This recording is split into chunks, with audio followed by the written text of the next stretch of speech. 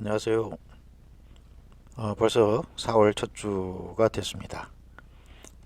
여러분들이 입학한 지 벌써 한 달이 지나서 3월 달 다 갔고 4월 첫 주를 맞이해서 이제 건강가정론 5주차 수업을 시작하게 됐네요. 한 달 동안 고생 많았습니다. 이제 한 달 지나고 보니까 학생이 이렇구나 하는 거를 조금은 실감하지 않았을까 생각을 하네요.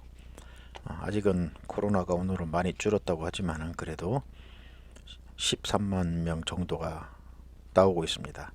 10만 명 넘는다는 건 참 예전 같으면 꿈도 못 꿀 일이었죠. 그런데 지금은 오 많이 줄었네 이렇게 반응이 나오고 있습니다. 조금 뭔가 아이러니하죠. 우리 한번 정리를 한번 해보겠습니다. 건강가정론 제2부로 넘어가기 전에 우리가 어, 2장부터 시작할 때의 건강가정론과 관련된 이론적 접근을 한 2주에 걸쳐서 우리가 봤습니다. 먼저 이론적 접근에서 가족 생태학적 접근이 있었죠. 생태이론, 이거는 인간의 생물학적 특성을 기본으로 하되 사회적 존재로서의 인간과 환경과의 상호작용에 초점을 두고 있는 대표적인 이론이라고 했습니다. 여기서 이제 체계가 나왔죠. 미시체계, 중간체계, 외체계, 거시체계, 이렇게 네 단계의 체계가 있다는 것을 브론펜브로이너가 주장을 했습니다. 그래서 교재 같은데 보게 되면은 미시체계 같은 경우는 이제 가족 이렇게 해갖고 투명성이 있어야 되겠죠. 투과성, 개방성이 있어야 되겠습니다. 그래야지 중간 체계하고 왔다 갔다 소통을 할 수가 있는 것이고, 그리고 또 중간 체계에서는 또 외체계하고, 그리고 전체적인 사회의 체계인 거시체계, 이게 이제 가족을 둘러싸고 있는 4대 체계라고 우리가 정리를 한번 해봤습니다. 그리고 어떤 게 또 있었습니까? 상호 접근적, 상호작용적 접근, 이런 일이 있었습니다. 이거는 19세기 말엽에 개인들이 사회를 어떻게 창조하고 유지하며 변동시키는가, 혹은 인간은 다른 인간을 어떠한 방식으로 비추어 보는가, 여기에 이제 관심을 기울였습니다. 그래서 상호 작용하는 게 어떤 게 있는가, 이런 거에 대해서 우리가 연구를 해봤고, 상호작용 이론가들은 국가나 제도, 계급 등 사회의 거시적 구조들, 배후에는 실제 인간들 사이에 의미 있고 상징적인 상호작용들이 있다, 이렇게 인식을 했습니다. 이게 이제 기본적인 개념이고요. 그 뭐 건강가정론에 뭐 어떤 식으로 적용을 하고 있다, 이런 거는 여러분들 교재를 한번 읽어보시면 될 것 같고, 그 다음에 어떤 접근이 있었냐, 생애 과정적 접근이 있었습니다. 생애 과정적 접근은 사람이든 조직이든 간에 시간이 흐르면 어떻게 됩니까? 구조나 기능 면에서 질적인 변화가 나타납니다. 여기에 이제 가족이나 가족 구성원도 예외는 아니겠죠. 그래서 시간이 흐름에 따라서 가족 구성원도 인간 발달 단계에 맞게 맞는 역할이 변하고, 또 이에 따라 가족 변화도 가족 관계도 변화한다.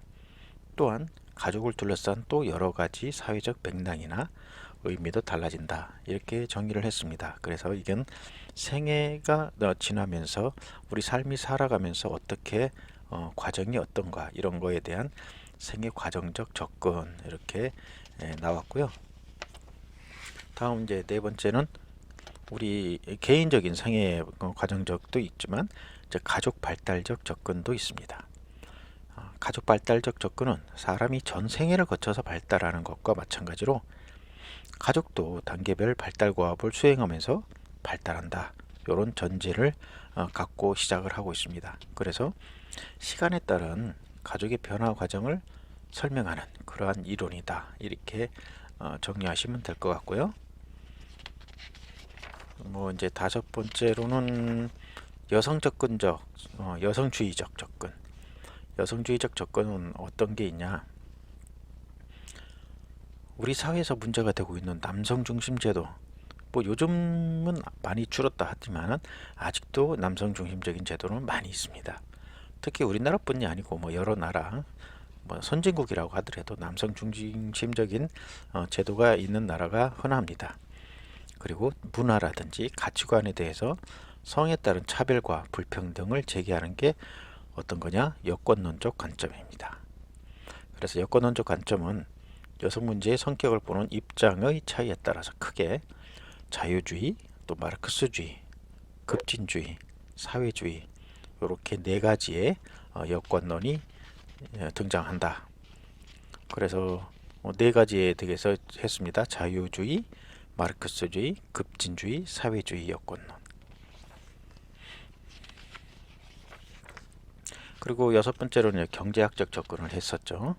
경제학적 접근에서는 인적 자본 형성에 대한 가정의 역할, 그리고 가계 재무 관리를 통한 경제적 안정성 확보.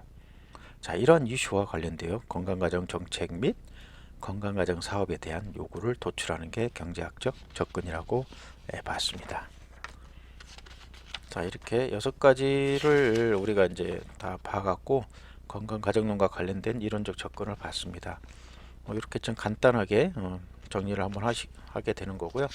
자, 이번 시간에는 오늘부터는 건강가정론 제 2부 어떤 거냐? 건강가정의 제도, 정책 및 사업. 자, 어떤 게 3장에는 건강가정 기본법이 있습니다.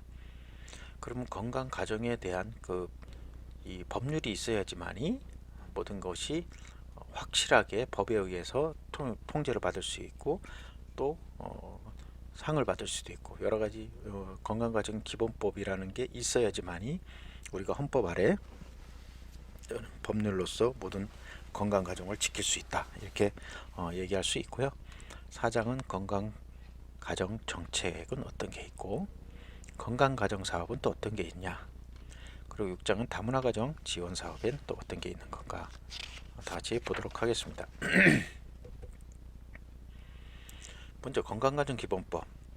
자, 건강가정 기본법은 건강가정 기본법이 지향하는 이념은 어떤 거냐, 왜 건강가정 기본법이 생겼느냐, 그 다음에 건강가정 기본법의 체계와 내용은 어떤 게 있었고, 또 건강가정 기본법 제정의 성과 및 사회적 기여에는 어떠한 사회적 기여가 있나, 그리고 건강가정 기본법과 관련되는 법들은 또 어떤 게 있는 건가 보도록 하겠습니다. 먼저 여러분들이 알고 있는 법은 어떤 게 있습니까? 먼저 헌법이 있겠죠. 그 다음에 민법, 형사법, 그리고 사회보장기본법, 건강가정기본법, 사회복지사업법. 요거는 이제 주로 이제 사회복지에 관련된 것만 나오는데 형사법도 있고 뭐 여러 가지 법이 많습니다. 여기는 이제 법제처라는 거를 보시면은 들어가 보면은 자, 법제처에는 모든 법이 여기 다 들어가 있습니다. 그래서 여러분들이 어떠한 것을 이 사이트에 다 있습니다. 그래서 여러분들이 알고 싶은 건강가정기본법 한번 볼까요? 조회를 해보면 어떤 게 나오냐. 자, 총칙부터 나옵니다. 총칙, 건강가정기본법에 대해서 본문이 있고 부칙이 있습니다. 그리고 시행령이 있고 시행규칙이 있어요. 뭐 이거는 법제론에서도 아마 여러분들이 배울 거예요. 헌법, 그 다음에 법률, 그 다음에 조례, 규칙 이렇게 나가죠. 법에 대한 그 순서가 이렇게 나가는데 우리 이제 건강가정기본법은 시행은 2020년 5월 19일 날 그러니까 계속 개정이 되고 있는 상황이죠. 지금 이 건강가정기본법은 여러분들도 좀 아시는 분은 아마 계실 거예요. 뭐 동성애를 활성화할 수 있게끔 하는 그런 법으로 개정을 하려고 한다 하면서 지금 건강가정기본법에 대해서 반대하는 사람들이 상당히 많이 있습니다. 거기에 대한 부작용이 개정에 대한 부작용이 많이 있는데 그거는 여러분들이 이제 뒤에 가면서 아마 차차 조금씩 이렇게 보면서 한번 생각을 해볼 수 있는 그런 시간이 있을 거라고 생각을 합니다. 건강가정기본법에는 총칙이 있고 그 다음에 목적, 기본 이념이나 이런 게 있죠. 국민의 권리와 의무 뭐 이런 식으로 모든 법은 다 여기에 나와 있습니다. 여기뿐만 아니고 그러면은 여러분들이 좋아하는 법이 뭐가 있을까요? 법을 한번 쳐볼까요? 노인복지법은 어떤 게 있는지.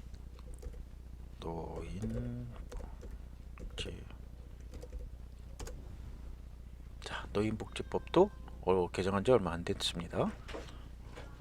총칙, 이 법은 노인의 질환을 사전 예방 또는 조기 발견하고 질환 상태에 따른 적절한 치료, 요양으로서의 심신의 건강을 유지하고 노후의 생활 안정을 위하여 필요한 조치를 강구함으로써 노인의 보건복지 증진에 기여함을 목적으로 한다.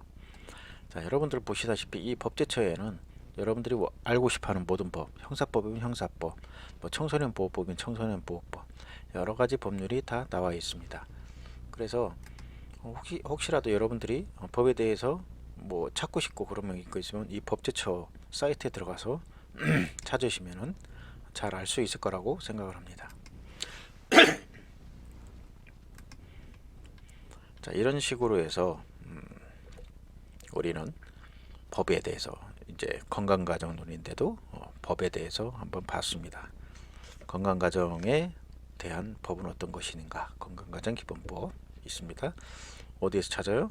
법제처에서 찾는데 세부적인 거는 이제 우리 교재에도 나와 있습니다. 근데 전체적인 법의 틀, 법의 형태는 이 법제처에 들어가면 나올 수 있다. 이렇게 되고요. 그러면 가족이나 가정과 관련된 법은 어떤 게 있을까요? 가족법도 있습니다. 이건 민법이겠죠? 민법 제4장 가족관계 등록에 관한 법률, 가정폭력 방지 및 피해자 보호 등에 관한 법률, 건강가정기본법, 다문화가족지원법, 한부모가족지원법, 자녀양육지원법 등 여러가지 법이 있습니다. 자, 그럼 법은 어디서 만들어요? 아시는 분 손 들어보세요. 아무도 안 드네요. 법은 국회에서 만들죠.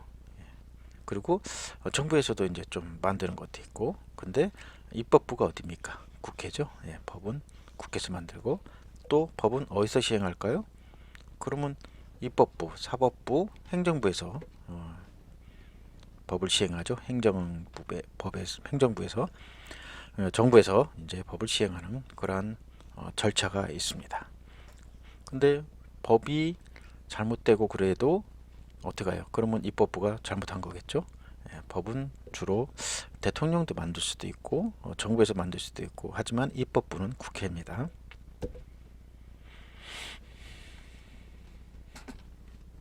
법은 어떻게 만들어졌을까? 건강가정기본법의 제정 및 시행을 간략히 한번 보겠습니다.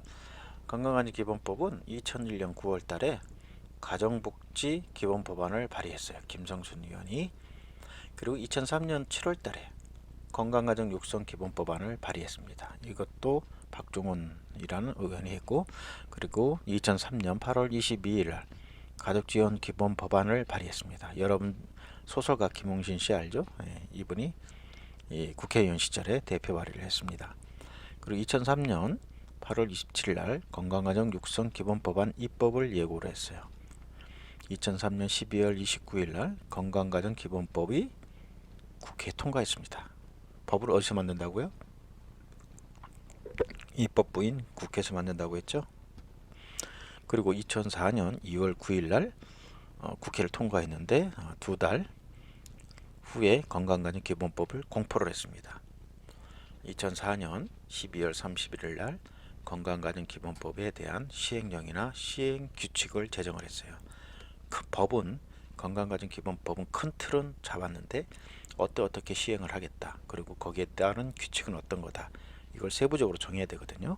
그게 2004년 12월 31일 날 완료가 돼서 건강가정기본법은 2005년 1월 1일부터 시행을 했습니다. 그래서 2005년 3월 달에 정부 조직법을 개정을 해서 건강가정기본법은 어디로 갔냐? 여성가족부 이쪽으로 이관이 됐습니다.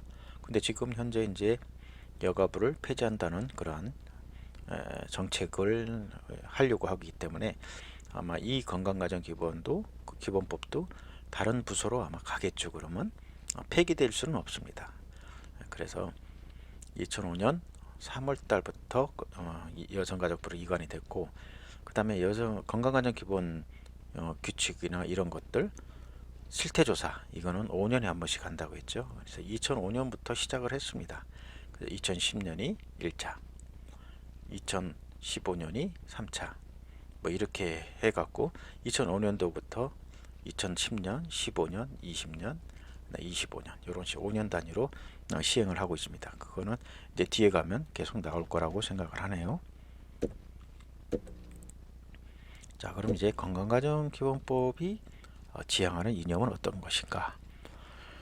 건강가정기본법은 제2조의 기본 이념, 여기서 가정은 개인의 기본적인 욕구를 충족시키고,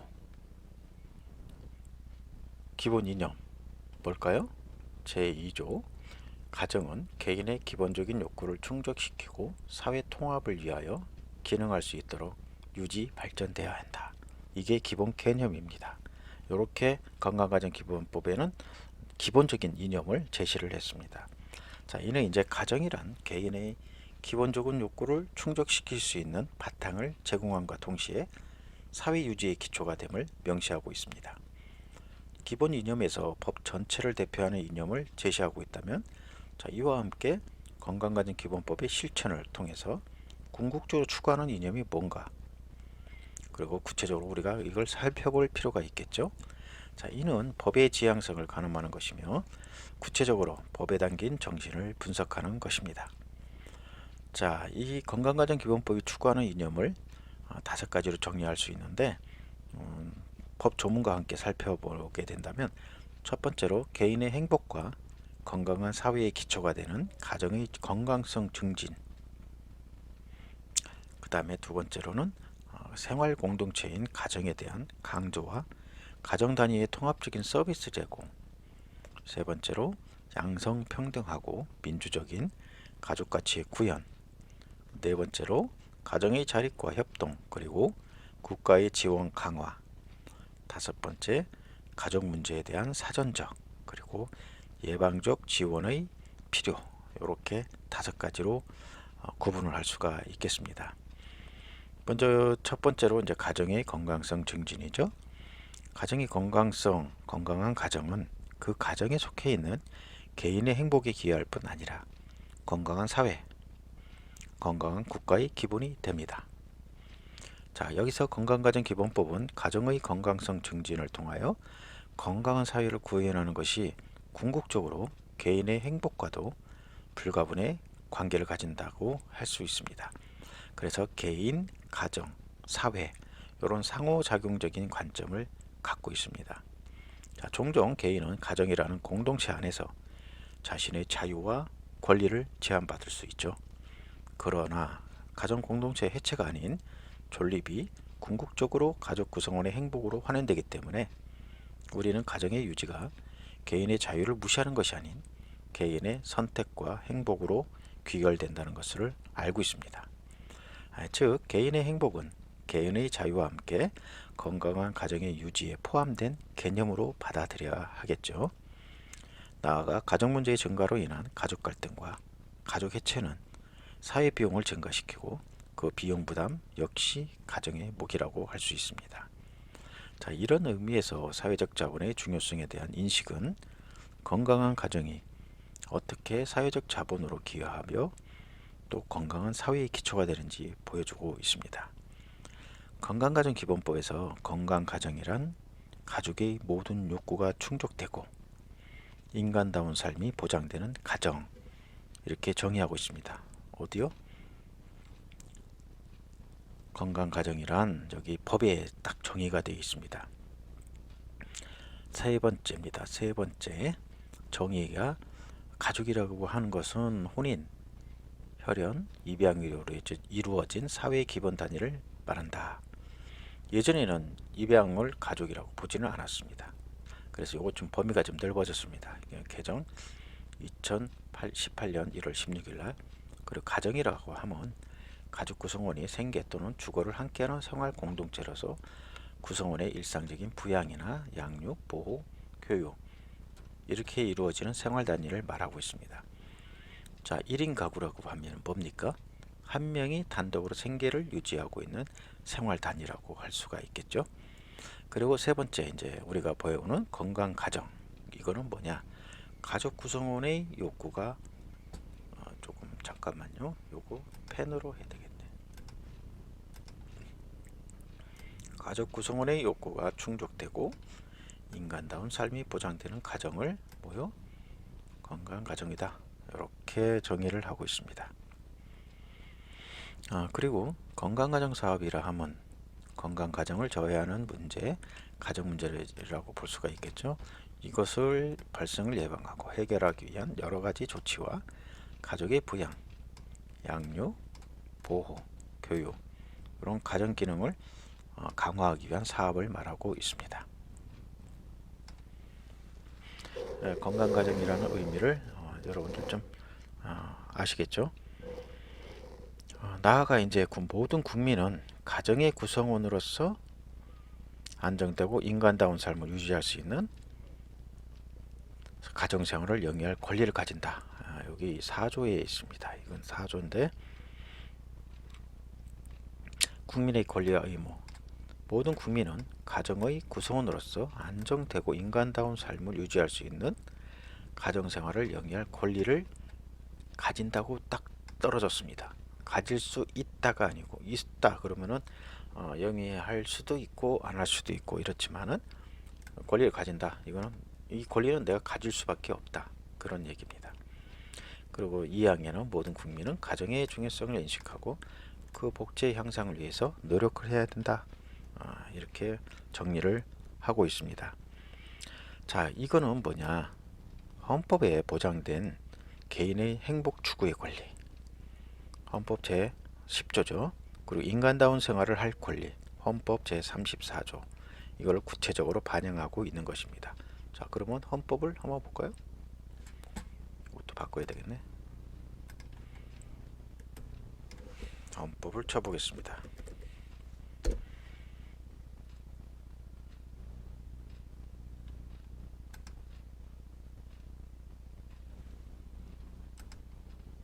였죠? 10조라고 했죠? 10조 국민의 권리와 의무가 있습니다. 모든 국민은 인간으로서의 존엄과 가치를 가지며 행복을 추구할 권리를 가진다. 국가는 개인이 가지는 불가침의 기본적 인권을 확인하고 이를 보장할 의무를 지고 있다. 진다. 질 수도 있다가 아니고 진답니다. 확실히 딱 떨어진 겁니다. 이게 이제 행복 추구의 권리라고 할 수도 있고 그 다음에 인간다운 생활을 할 권리. 여러분들 사회복지를 하게 되면 이 헌법만큼은 외우셔야 될 것 같아요. 헌법 제34조 모든 국민은 인간다운 생활을 할 권리를 가진다. 좋은 얘기죠. 가진다. 가질 수 있다가 아니고 가진답니다. 국가는 사회보장, 사회복지의 증진에 노력할 의무를 진다. 질 수 있다가 아니고 진다예요. 가지고 의무를 가져야 됩니다. 이건. 국가는 여자의 복지와 권익의 향상을 위해서 노력해야 한다. 국가는 노인과 청소년의 복지 향상을 위한 정책을 실시할 의무를 진다. 그리고 신체 장애자 및 질병, 노령, 기타의 사유로 생활 능력이 없는 국민은 법률이 정하는 바에 의하여 국가의 보호를 받을 수 있다가 아니고 받는답니다. 이것도 권리입니다. 국가는 재해를 예방하고 그 위험으로부터 국민을 보호하기 위하여 노력하여야 한다. 이렇게 되어 있습니다. 이렇게 해갖고 헌법 제34조 이거는 행복 추구권 뿐만 아니라 인간다운 생활을 할 권리를 구체적으로 우리 헌법에서 제시를 하고 있는 것입니다. 자, 그러면 우리 원래대로 어디 갔을까요?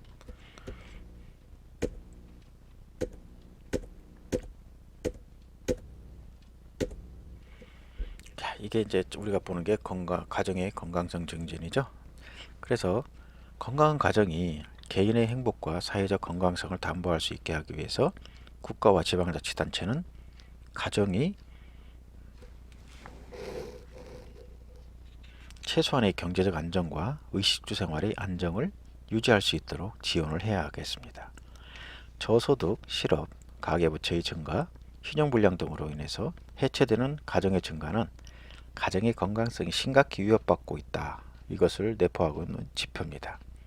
자, 이런 의미에서 저소득 계층 및 사회적 약자 그리고 차상위 계층에 대한 지원을 비롯해서 위기 가정에 대한 지원 등은 더 확대가 되어야 되겠습니다. 자, 두 번째로는 생활 공동체의 강조와 통합적인 서비스 제공입니다. 먼저 이제 생활 공동체의 강조인데 건강관리기본법에서는 제도 및 관계로서의 가족과 생활 단위의 가정이라는 가족과 가정의 두 개념을 모두 사용하고 있지만 법령에서도 나타나 있는 것처럼 생활 공동체인 가정을 그 기본 단위로 하고 있습니다. 가족과 가족의 가정에 대한 정의는 학자에 따라서 여러 견해가 있어요. 하지만 대체로 가족이 가족 구성원에 초점을 둔 제도적인 단위를 강조하고 있으며 가정은 생활을 포함하는 것으로 정의하고 있습니다. 가정 안에 가족이 있죠. 예. 그래서 가족은 가족 구성원의 기본 단위라고 볼 수가 있겠고, 그 다음에 가정은 생활을 포함하는 모든 그거보다는 조금 더 넓은 그러한 영역을 포함하는 것으로 정의할 수가 있겠습니다.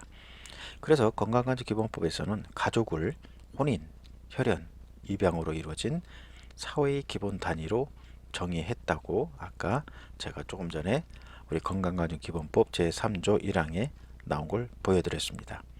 그리고 가정은 구성원이 생계 또는 주거를 함께하는 생활 공동체로 구성원의 일상적인 부양이나 양육, 보호, 교육 등이 이루어지는 생활 단위라고 정의를 했습니다.